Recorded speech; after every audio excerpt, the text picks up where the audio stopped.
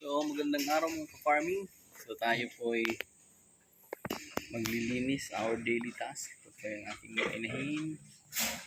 Ito yung aking mga lilinisan yan. Maglilinis ng kulungan bago magpakain. Yan po kasi napakarumi nila.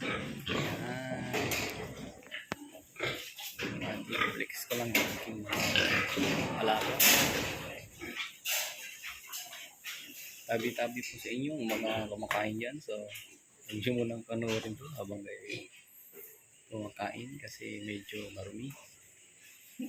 So, yan po yung aking mga alaga.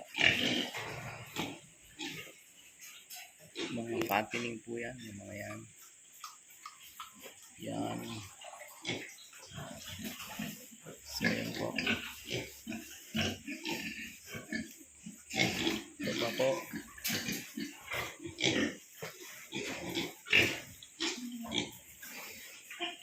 Yan. Tapos ito yung aking inahin.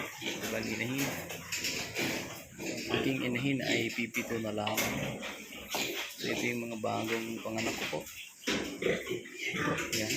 12 ang anak nito. Kaya lang 7 na lang ang natira.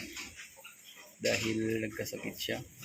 Nilagnat. Siya po ay buti na agapan ko. Thank God dahil may natira pa din.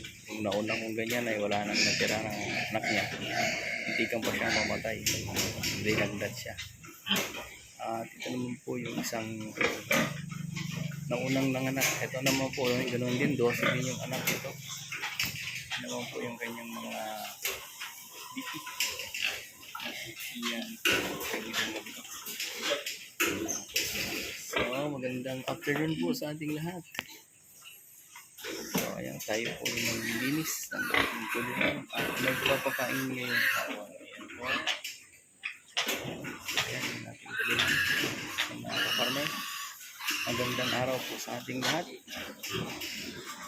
And may the Lord bless the works of our hands. So God bless po sa ating lahat, sa ating mga pag-alaga, mga farming.